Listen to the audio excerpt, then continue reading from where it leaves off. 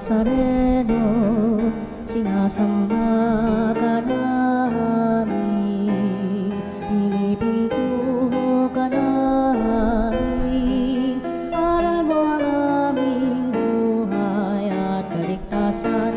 Nuestro Padre Jesus Nazareno, iligtas mo kami sa kamatayan, ang krus mong pinamatayan ay sagisag ng aming kaligtasan. Nuestro Padre Jesus Nazareno, dinarangal ka namin. Nuestro Padre Jesus Nazareno, inulwalhati ka namin. Nuestro Padre Jesus Nazareno, inarangal ka namin. Nuestro Padre Jesus Nazareno.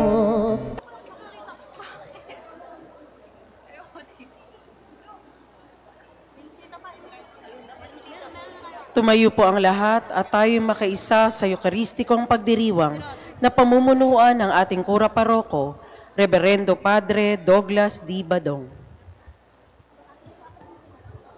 Amen.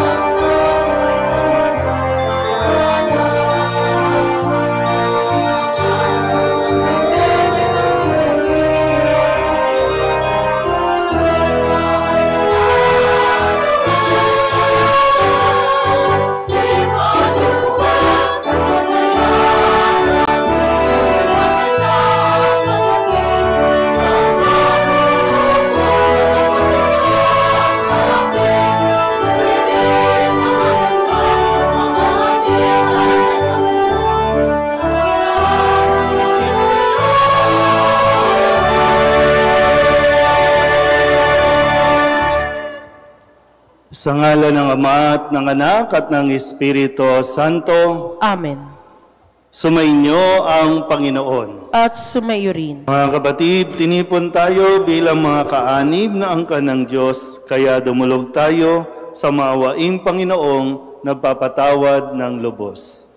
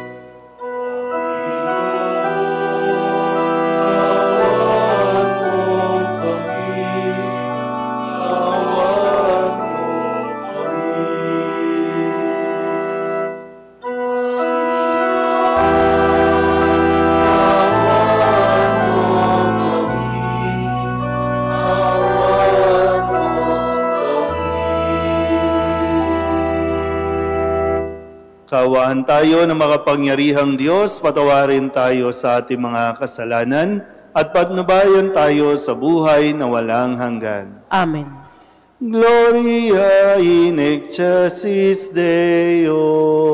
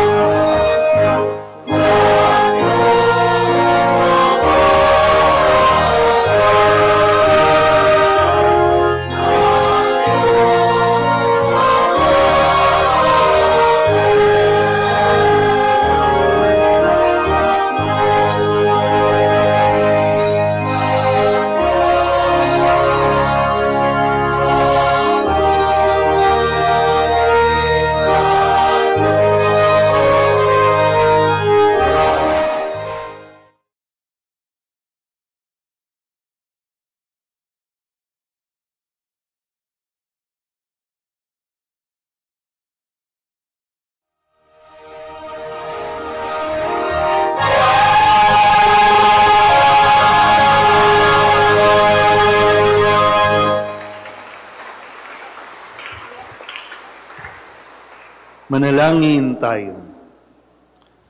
Ama naming makapangyarihan, tunghayan mo ang pananabik ng iyong sambayanan sa Pasko ng pagsilang ng Panginoon naming mahal. Pasapitin mo kami sa kagalakang dulot ng kanyang pagtubos at pasiglahin mo kami sa pagpapasalamat sa iyong kaloob sa pamamagitan niya kasama ng Espiritu Santo magpasawalang hanggan. Amen. Inaanyayahan ni Propeta Sophonias ang bayan ng Diyos na buong galak na umawit at magdiwang sapagkat pinatawad na ng Diyos ang kasalanan ng kaniyang bayan at pauuwi na sila sa kanilang tahanan mula sa paniniil. Pagbasa mula sa aklat ni Propeta Sophonias. Umawit ka ng malakas, lungsod ng Sion. Sumigaw ka, Israel. Magalak ka ng lubusan, lungsod ng Jerusalem. Ang mga nagpaparusa sa iyo ay inalista ng Panginoon, at itinapon niya ang inyong mga kaaway. Nasa kalagitnaan mo ang hari ng Israel, ang Panginoon. Wala nang kasawiang dapat pang katakutan. Sa araw na yaon ay sasabihin sa Jerusalem, huwag kang matakot, Sion. Huwag kang manghina ang iyong loob. Nasa piling mo ang Panginoong iyong Diyos. Parang bayaning nagtagumpay, makikigalak siya sa iyong katuwaan.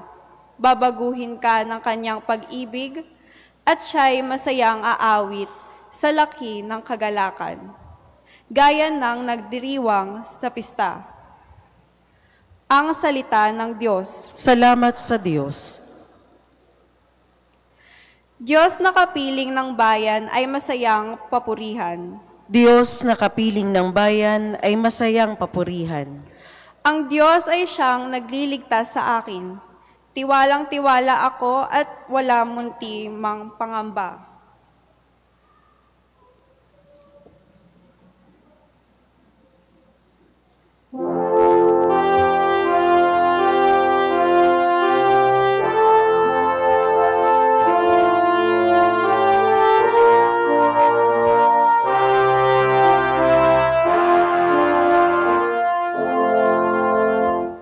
Diyos na kapiling ng bayan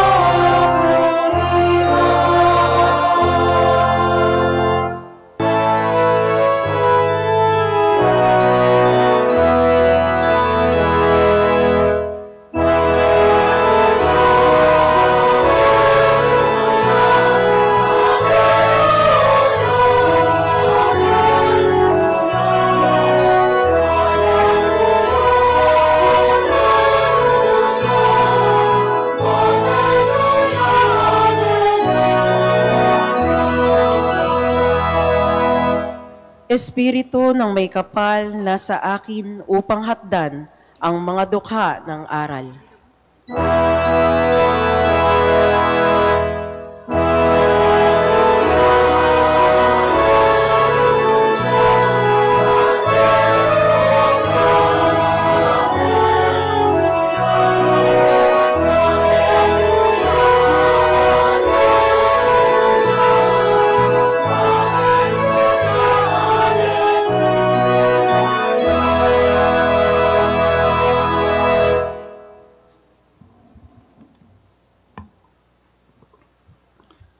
Sumainyo ang Panginoon. At sumayo rin. Ang mabuting balita ng Panginoon ayon kay San Lucas. Papuri sa iyo, Panginoon.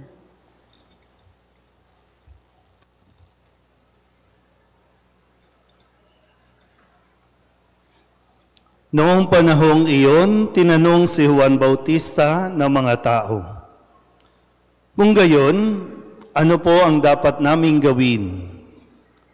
Kung mayroon kang 2 baro, bigyan mo ng isa ang wala. Ganyan din ang gawin ng mga may pagkain," tugon niya.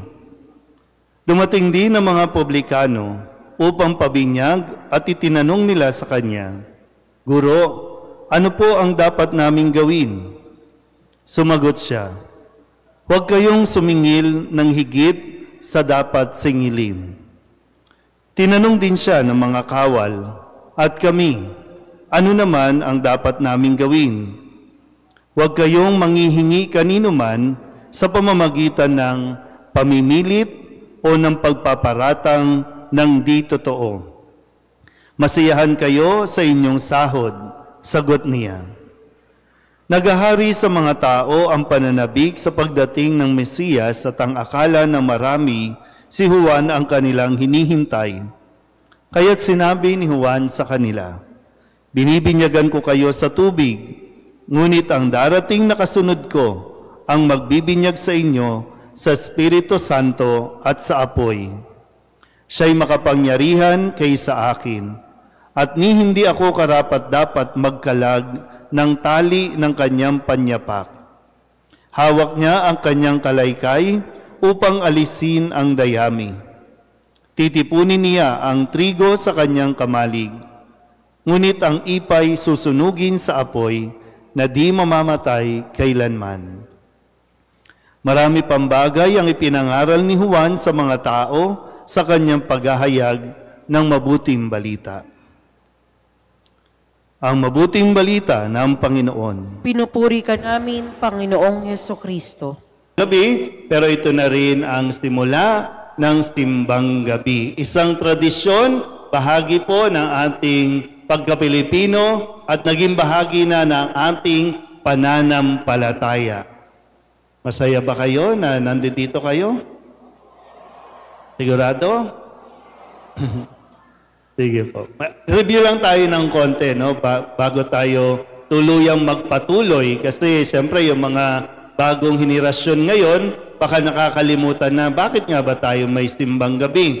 Kasi dati po wala naman talagang simbang gabi. Ang mayroon tayo ay Misa de Gallo sa madaling araw, kasabay ng pagtilaok ng manok o kaya bago pa tumilaok ang manok ay nasa simbahan na ang mga tao para makapagsimba sila. Dahil nga marami sa mga Pilipino noon, nung dumating ang pananampalataya dito at ma-introduce itong ating gawaing ito, marami sa mga kababayan natin ang hindi nakakapagsimba, lalo na't papalapit na ang Kapaskuhan. Dahil sila, umagang-umaga pa lang, ay naroroon na sa bukid, naroroon na sa laot para mangisda. So para po sa kanila talaga yung pinakaunang mga Misa de Gallo, para makapagsimba muna sila. Siyempre, sa paglipas ng panahon, nagbabago yung ating mga takbo ng buhay. Marami na ang nagtatrabaho kahit gabi. Kahit madaling araw, nagtatrabaho pa rin. So para hindi makaligtaan ng bawat Katoliko ang kanilang buhay espiritual. Kaya nagdadagdag na tayo ng misa. Kaya meron tayong simbang gabi. Gabi pa ngayon, ha? Pag may natulog sa inyo, kung madaling araw, kaya kong intindihin na pupungas-pungas tayo, pero pag gabi, kaya nga pumili ka, ha? Anong oras ka magsisimba? At ang pagsisimbang gabi, yan ay sa loob ng 9 na araw o 9 na gabi. Katumbas ng 9 na buwang pagdadalang tao ni Maria. Kaya ang mga misang ito ng simbang gabi ay misang alay o nobinaryo para sa karangalan ng mahal na Birheng Maria. 9 na gabi, katumbas ng 9 na buwan. Mga babae, mga nanay, alam nyo naman, kailangan kompleto 9 na buwan. Pag kulang sa buwan, ano nangyayari? Sinto-sinto. Biro lang. Baka may mga ipinanganak na 8 months, may pinanganak na 7 months. Diba minsan, mas delikado daw po yun, no? Yung, ano ba yun? Yung pag 8, pag 7, mas okay pa, no? Pero pag 9, pag 8, medyo, yan, crucial yan. Kaya kailangan natin tapusin. Ibig sabihin, ngayon, tinatanggap natin, tatanggapin natin ang mga salita na ibibigay sa atin ng Diyos. At nanamnamin natin yan, kumbaga, ipaglilihin natin, ipagbubuntis natin. Kaya hindi ka pwedeng mawala sa mga susunod na mga araw o sa mga susunod na gabi. Baka malaglag ka. Baka hindi tayo umabot doon sa bilin. Kasi ano ka ba? Bakit ka ba dito? Alam mo ba na simbang gabi na? O alam mo, linggo ngayon? Alam mo ba na simbang gabi na at kailangan natin itong gawin bilang sakripisyo? Magsasakripisyo tayo. May kasama yan, no? At ang sakripisyo, kapag napagtatanggupayan mo, labis-labis yung ligaya, yung saya na nararamdaman ng isang tao kapag sa kabila ng mga sakripisyong kanyang naranasan o ibinigay, tapos nakarating ka sa dulo, natapos mo, ay ayahay ang buhay. Kaya ngayon, sa unang araw na ito, ipinapaalala sa atin kung paano tayo magiging masaya. Yung gusto nga pong maging masaya, pumalakpak. Lahat naman tayo gustong maging masaya. Pero kailangan gustuhin mong maging masaya. Kasi kahit anong gawin ng ibang tao sa paligid mo, kapag hindi ka kumbinsidong kailangan mong maging masaya, wala. Mag-i-emote ka lang na mag-i-emote sa ilalim ng Christmas tree o kaya sa ilalim ng parol mo, doon mag-i-emote ka ng mag-i-emote dyan. Hindi ito panahon para mag-emote tayo. Panahon ito para ihanda mo ang iyong sarili dahil may paparating na magdudulot ng kaligayahan sa atin. Hindi lang basta saya, kundi galak ang idudulot nito sa atin. Hindi kinakailangan na maghanda ng mga panlabas, bagaman masaya tayo na nagpailaw na tayo ng mga decoration natin, ng Christmas tree, ng bile, ng mga parol, may paputo bongbong pa tayo. O hindi yung libre, ha? Baka sumobra kayong saya. Di ba?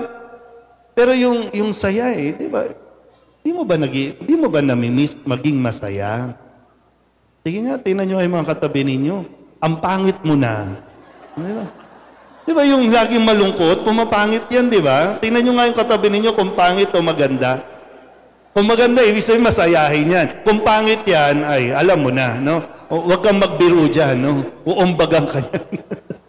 Pero di ba, nakakaganda yung masaya. Yung maaliwalas, nakakaganda yan. Hindi mo kinakailangan mag-Vicky Bello o kung ano mang mga derma-derma. Basta maging masaya lang yung disposition mo, gaganda ka. Pero kahit anong yaman mo, kapag masungit ka lagi, kapag nakasimangot ka lagi, gagastos ka lang. Kaya nga, di ba sabi sa Ebanghelyo, may mga lumapit kay Juan Bautista, ano po ang dapat naming gawin? O gusto nyo ba maging masaya talaga? O sige, kung mayroon kang 2 damit, yung isa ibigay mo. Hindi lang ikaw ang sasaya, 2 kayong sasaya. Kasi yung saya natin, hindi lang pwedeng ako lang ang masaya. Selfish yun. Sabihin nyo nga sa katabi nyo, huwag kang selfish. Diba? Hindi lang pwede yung ako lang masaya. Minsan ginagamit natin yan, no? Basta ako masaya, gagawin ko kung ano ang makapagpapasaya sa akin. Minsan, kailangan mo din i-consider, tumasaya din ba yung mga tao sa paligid mo? Baka yung sobrang saya mo, ginagawa mo ang lahat, ang daming nag-aalala sa iyo. Na hindi nga makatulog. Masaya ka na gumagala ka dyan sa Wanluna. No? Masaya ka na rumarampa ka dyan kapag gabi. Pero yung magulang mo, nag-aalala ng labis. Kailangan mo din i-consider yun. Hindi lang basta, kaya nga sabi, kung meron kang dalawa, bigay mo yung isa, para yung isa sumaya din. So, ibig sabihin, hindi lang dapat ang sarili natin, ang iniisip natin, nasasaya. Minsan mo, kapag yung sarili lang yung iniisip na maging masaya, anong labas niyan? Yan. May sariling mundo yan. Yan lang, yung reality, hindi tayo may kanya-kanyang mundo. Nasa isang mundo tayo. Bagamat, sabi na, sige, may kalayaan kang gawin ang gusto mo. Malaya ka, freedom. Sige, okay lang yan. Pero meron ding karapatan yung iba na maging masaya. Hindi lang ikaw ang may karapatan. Kaya ngayon, sa paghahanda natin, ano ba ang dapat natin gawin para maging masaya? So, hindi lang dapat ikaw ang masaya. Kailangan yung magulang mo masaya din. Kasi masaya ka, nay, pa, ano ba tawag niyo dyan? Dad, no? Masaya ako kapag binilan mo ako ng bagong gadget. Di ba ganun, no? Masaya ka, talagang excited ka. Sana mag-December 24 na, magbubuksahan na tayo ng regalo. Pero yung magulang mo, nalulungkot kasi sa January 2025, baon sa utang. Mga anak, no, pasayahin nyo naman yung mga magulang nyo. Gulatin nyo naman, i-surprise nyo naman. Sabihin nyo, Dad, cancel na yung iPhone, cancel. Ay, tatalon sa tuwayan. Lalo na yung mga may kamag-anak sa abroad, sabihin nyo, wag na ko yung magpadala pa ng kung ano-ano. Parang ayaw pumayag. Ayaw pumayag. Diba? Kaya nagkakandakuba sa pagtatrabaho doon para lang maging masaya kayo. Kayo, anong ginagawa nyo para maging masaya sila doon? Ang sarap nyong pektosan. At puro kayo drama. Ay, hindi kami, pinabayaan kami, hindi kami naasikas. Hindi lang binigay yung gusto mo, pinabayaan na. Sabihin nyo nga sa katabi ninyo, matanda ka na. Huwag kang mag-isip bata. Di ba? Yung parang, yung mga batang ito, kaya pa nating intindihin niya na hindi pa malinaw sa kanila. Pero karamihan sa atin, Diyos ko naman, may edad na tayo. Hindi mo pa ba nakikita ano ang magpapasaya talaga sa iyo? Nakailang inirasyon na rin tayo. Naranasan natin dati, hindi ko alam, no? Sino nakaranas ng pager? Yung pager, yung biglang tumutunog. Di ba dati kasi telegram, di ba no? Masaya ka na kapag makatanggap ka ng telegram. Kaso ang mahal, kada pumasok ang easy call. Masaya na tayo na meron tayong easy call. Kaya tatawag ka sa operator, pakisabi nga dyan, umuwi na siya, walang sir, bawal po magmura. Di ba may ganun? Pumasok ngayon yung mga cellphone, pabago ng pabago ng pabago. Ngayon nga, palakihan na, di ba? Malaking cellphone na. Hindi doon yung kaligayahan na inahanap natin. Yung kaligayahan, makatatagpuan natin doon sa Belen, kay Kristo. Kaya kailangan natin makarating sa Belen kung gusto mong makita kung sino talaga at ano talaga ang magpapasaya sa iyo. Sabihin nyo nga alis sa katabi ninyo, sasaya ka rin. Sasaya ka rin, ha? Pero kung ayaw mo talaga, bahala ka sa buhay mo. Masasaya kami dito, no? Magsasaya tayo. Kaya nga Merry ang Christmas eh. Hindi lang basta Christmas, Merry ang Christmas. Pero kailangan sa iyo, sa kalooban mo, ikaw mismo, sa disposition mo, gustuhin mo, hanapin mo, at matutuklasan mo ang magpapasaya sa iyo. Amen?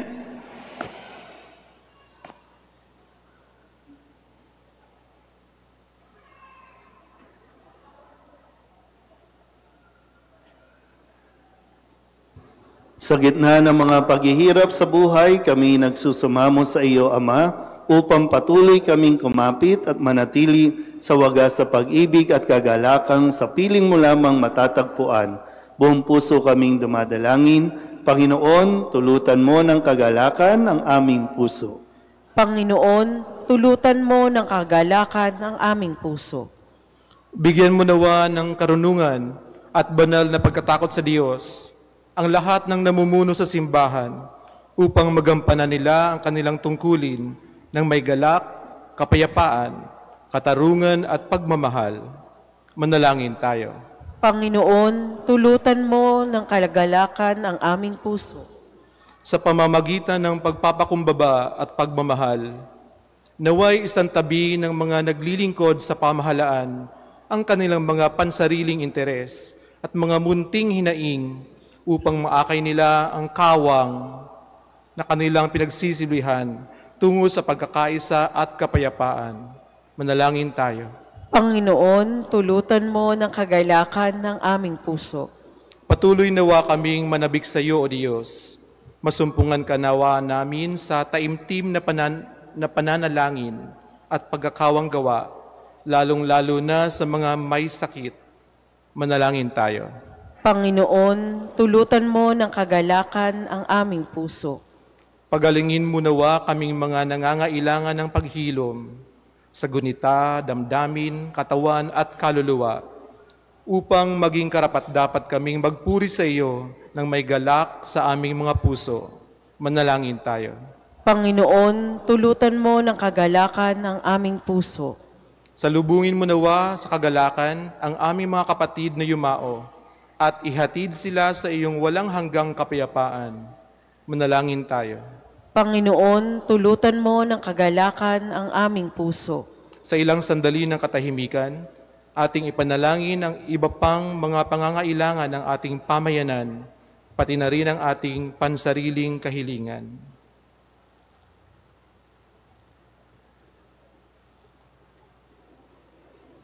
Manalangin tayo. Panginoon, tulutan mo ng kagalakan ang aming puso. Ang lahat ng ito iniling namin sa ngalan ni Kristo, ang aming Panginoon. Amen.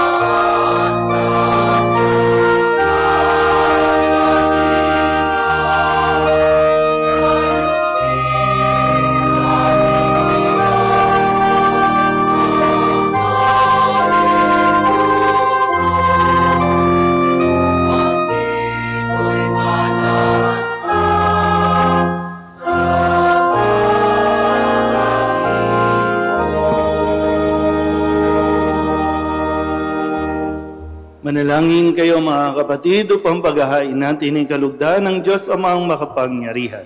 Tanggapin nawa ng Panginoon itong paghahain sa iyong mga kamay, sa kapurihan niya at karangalan, sa ating kapakinabangan, at sa buong sambayanan niyang banal. Ama naming lumikha, maihain nawang lubos ang matapat naming paglilingkod sa pagganap sa itinatag ng iyong anak at sa pakikinabang sa iyong pagtubos sa aming lahat, sa pamamagitan niya kasama ng Espiritu Santo magpasawalang hanggan. Amen. Sumainyo ang Panginoon. At sumayo rin. Itaas sa Diyos ang inyong puso at diwa. Itinaas na namin sa Panginoon. Pasalamatan natin ang Panginoong ating Diyos. Marapat na siya ay pasalamatan. Ama naming makapangyarihan, tunay ngang marapat na ikaw ay aming pasalamatan sa pamamagitan ni Jesucristo na aming Panginoon. Ang pagsusugo mo sa Kanya ay ipinahayag ng lahat ng mga propeta. Ang pagsilang niya ay pinananabikan ng mahal na Birheng Kanyang inang tunay sa kapangyarihan ng Espiritong Banal. Ang pagdating niya ay inilahad ni San Juan Bautista sa kanyang pagbibinyag. Ngayong pinaghahandaan namin ang maligayang araw ng kanyang pagsilang, kami nananabik at nananalangin lubos na makaharap sa kanyang kadakilaan. Kaya kaysa ng mga anghel na nagsisiawin ng papuri sa iyo, nang walang humpay sa kalangitan, kami nagbubunyi sa iyong kadakilaan.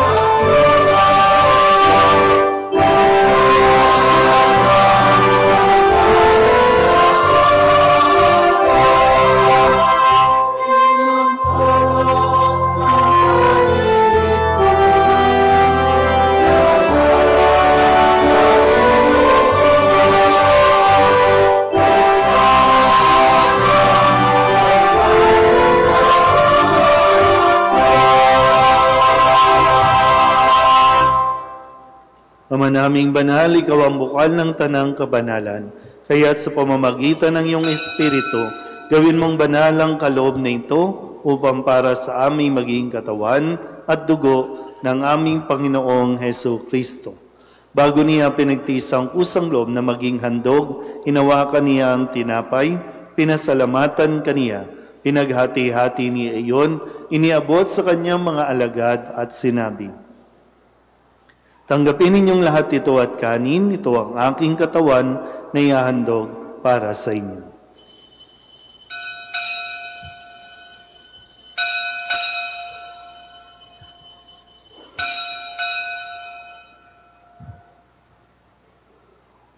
Gayun din naman nung matapos ang hapunan, hinawakan niya ang kalis, muli kaniyang pinasalamatan.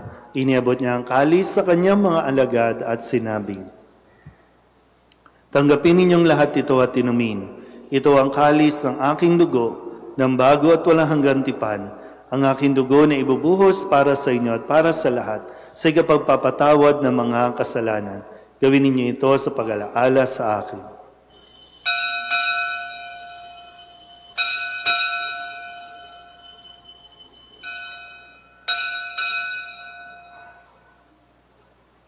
Ipagbunyi natin ang misteryo ng pananampalataya.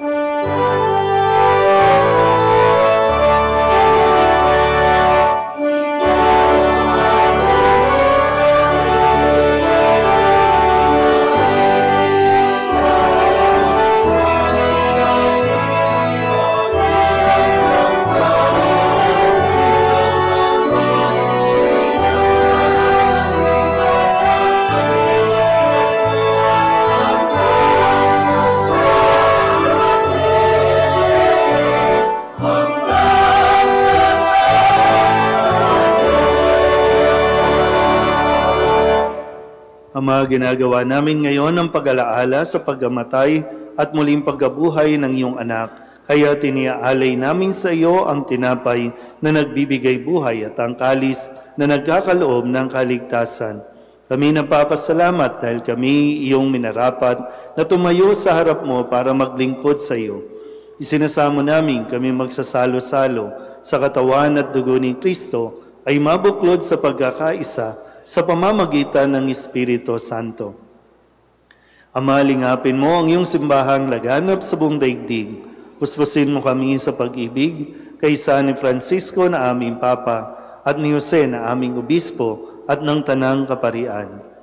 Alalahanin mo rin ang mga kapatid naming nahimlay na may pag-asang sila'y muling mabubuhay, gayon din ang lahat ng mga pumanaw. Kawaan mo sila at patuloyin sa iyong kaliwanagan. Kawaan mo at pagindapating kaming lahat na makasalo sa iyong buhay na walang wakas. Kaysa ng mahal na Birhen Maria na Ina ng Diyos, ng kabiyak ng puso niyang sa San Jose, kaysa ng mga apostol at ng lahat ng mga banal na namuhay dito sa daigdig ng kalugod-lugod sa iyo, may pagdiwang nawa namin ang papupuri sa ikararangal mo sa pamamagitan ng iyong anak na aming Panginoong Heso Kristo. Sa pamamagitan ni Kristo, kasama niya at sa Kanya, lahat ng parangal at papuri ay sa iyo, Diyos Amang makapangyarihan, kasama ng Espiritu Santo, magpasawalang hanggan.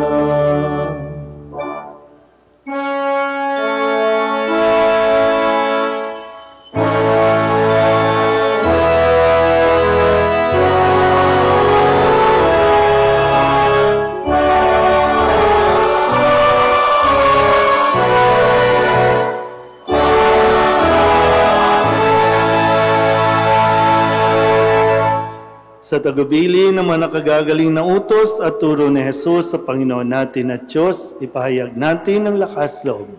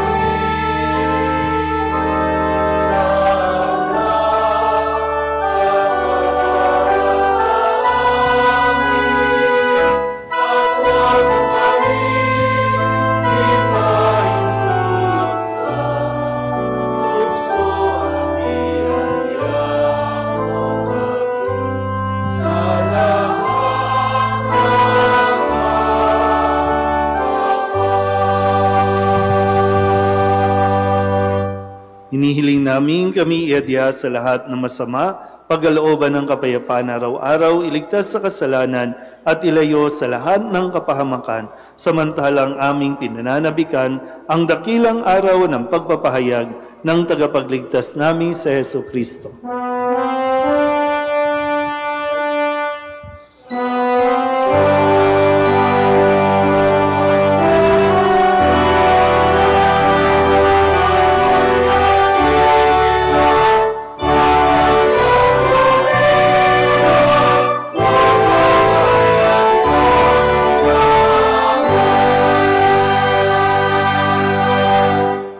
Ginoong Heso Kristo, sinabi mo sa iyong mga apostol, kapayapaan ang iniiwan ko sa inyo, ang aking kapayapaan ang binibigay ko sa inyo.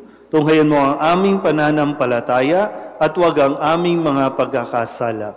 Pagkalooban mo kami ng kapayapaan at pagkakaisa ayon sa iyong kalooban, kasama ng Espiritu Santo, magpasawalang hanggan. Amen. Ang kapayapaan ng Panginoon ay laging sumainyo. At sumaiyo rin. Magbigayan po tayo ng kapayapaan sa isa't isa.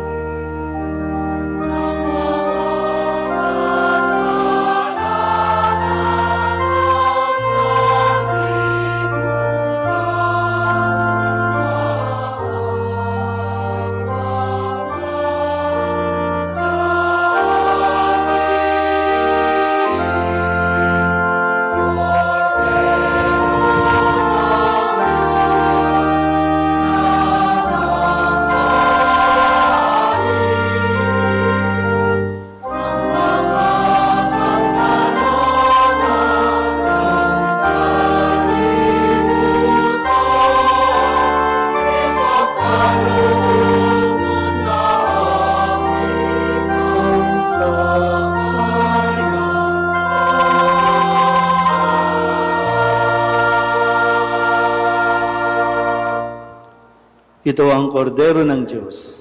Ito ang nag-aalis ng kasalanan ng sanlibutan. Mapalad ang mga inaanyayahan sa kanyang piging. Panginoon, hindi ako karapat-dapat na magpatuloy sa iyo, ngunit sa isang salita mo lamang ay gagaling na ako.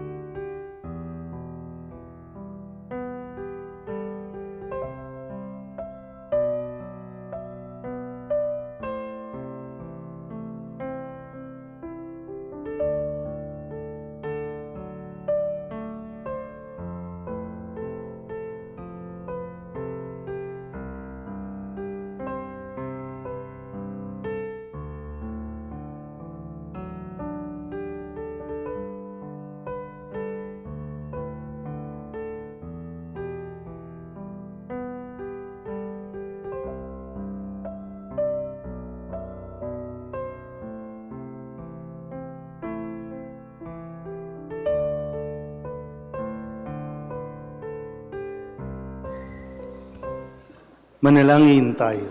Magsitayo na po ang lahat. Ama naming mapagmahal, ang pinagsaluhan namin ngayon sa ikapagpapatawad ng mga kasalanan ay mapaginapat nawang kami maging handa para sa Pasko ng pagsilang ng iyong anak na siyang namamagitan kasama ng Espiritu Santo magpasawalang hanggan. Amen.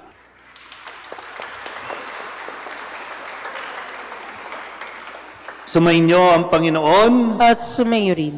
at pagpalain kayo ng makapangyarihang Diyos, Ama at Anak at Espiritu Santo. Amen. Tapos sa banal na misa, humayo tayo sa kapayapaan ni Kristo. Salamat sa Diyos.